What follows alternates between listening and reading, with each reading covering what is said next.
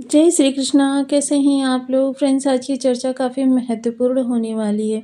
आज हम चर्चा करने जा रहे हैं गुरुदेव के बारे में।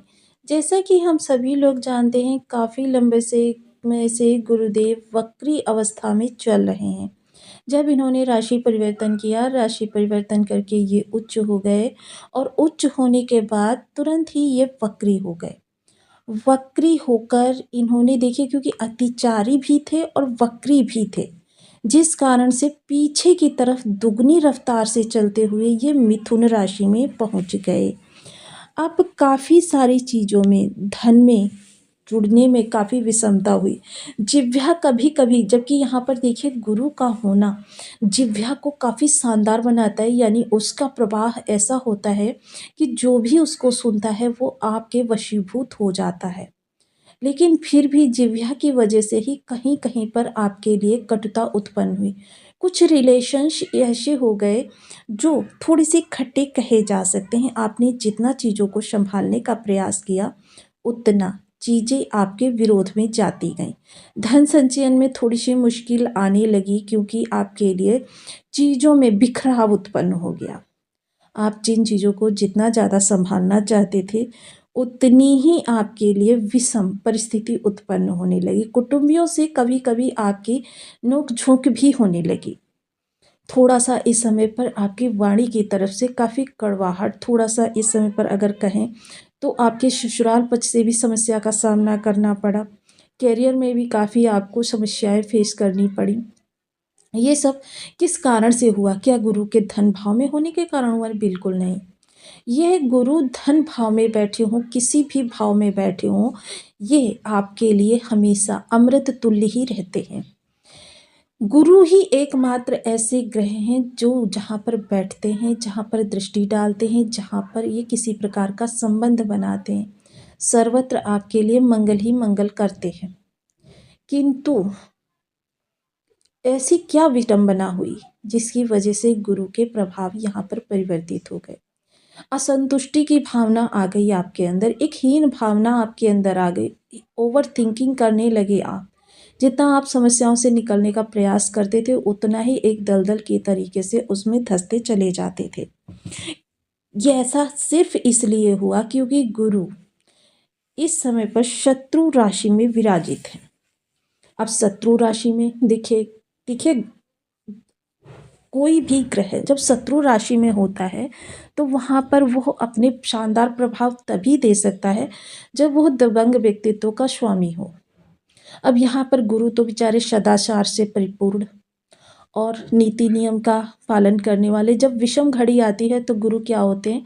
आध्यात्म में चले जाते हैं, योग में चले जाते हैं, तपस्या में चले जाते हैं। सेम यही स्थिति हुई, यानी गुरु यहाँ से उदासीन हो गए, जिसकी वजह से जितना आपको प्राप्त होना था उतना नहीं हो पाया। जिस दिशा में आप चाहते थे उस दिशा में नहीं हो पाया।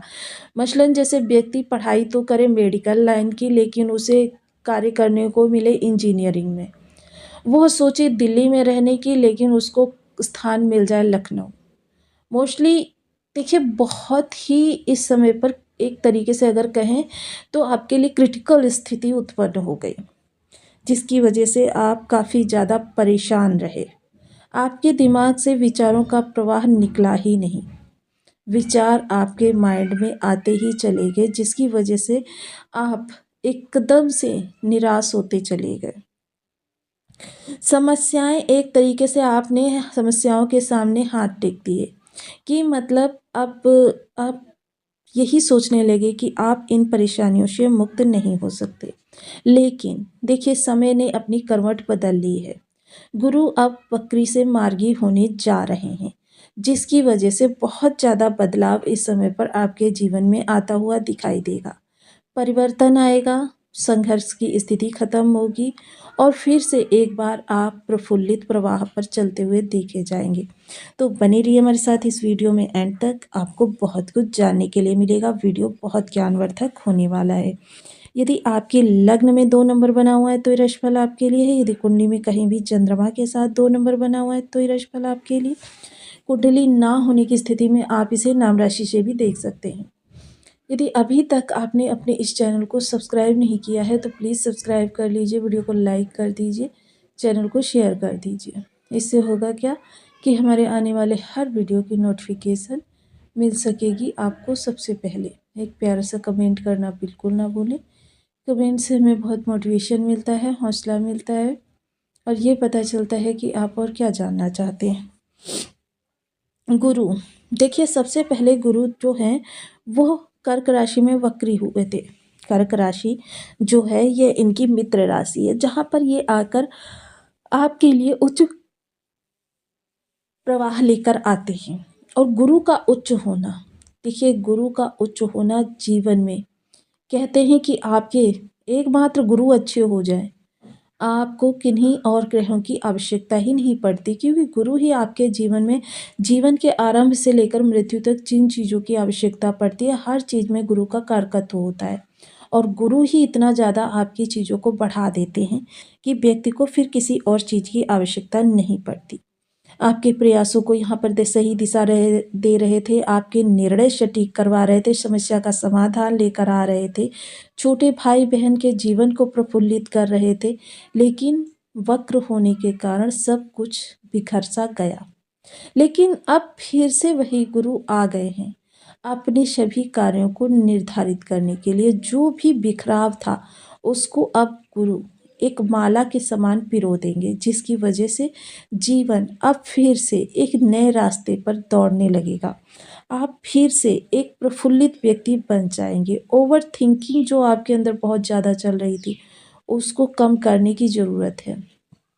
जितना ज़्यादा उसको कम करके आप आंकेंगे उतनी ही आपके लिए गुरु के विस्तार प्रवाह, क्योंकि जब हम ओवर थिंकिंग बहुत ज़्यादा करने लगते हैं तो वहाँ पर गुरु के प्रवाह कम हो जाते हैं, राहु के प्रवाह बढ़ जाते और हमारे लिए समस्याएं जन्म लेना प्रारंभ कर देती हैं।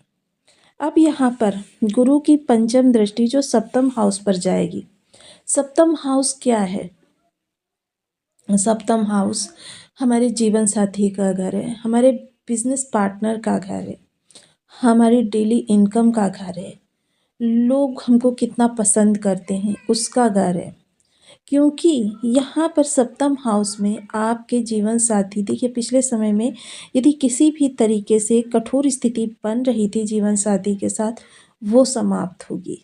जीवन साथी की सलाह के द्वारा किए गए कार्य आपको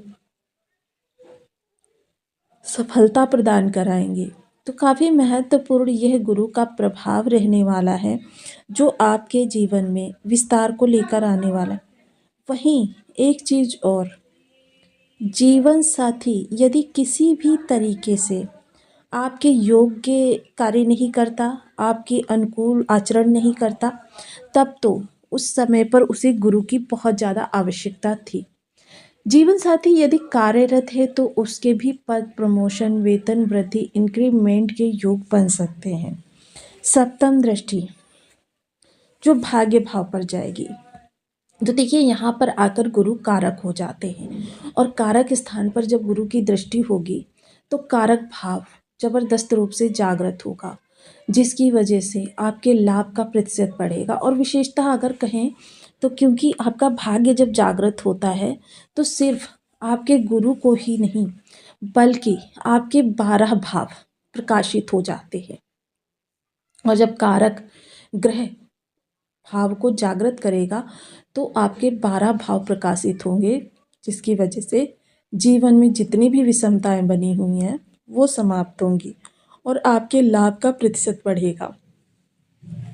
नवम दृष्टि लाभ पर जाएगी, जिसकी वजह से लाभ तो बढ़ेगा ही बढ़ेगा, इच्छा पूर्ति योग एक्टिव होगा, लोगों का सपोर्ट मिलेगा, इनकम के लिए जो भी प्रयास कर रहे थे उनमें सार्थकता आएगी और जीवन जो है एक अद्भुत आपके लिए विलक्षणता को निकाल कर लाएगा। आप काफ़ी प्रफुल्लित रहने वाले हैं, लोगों का सपोर्ट मिलने वाला है, बड़े भाई बहनों का सहयोग मिलेगा, सपोर्ट मिलेगा। साथ ही साथ इस समय एक ज्ञानपूर्ण व्यक्तित्व का आचरण करते हुए आप देखे जाएंगे। स्वास्थ्य की गंभीर समस्याएं जो थीं वो समाप्त होंगी। लाभ इस समय पर जो होगा उस लाभ को किसी उद्देश्य से। देखिए मोस्टली क्या होता है, कभी कभी हम निरुद्देश्य से धन संचयन करते हैं और कभी कभी हम उद्देश्य से धन संचयन करते हैं कि मतलब इतना पैसा इकट्ठा हो जाएगा तो हम ऐसा कार्य करेंगे।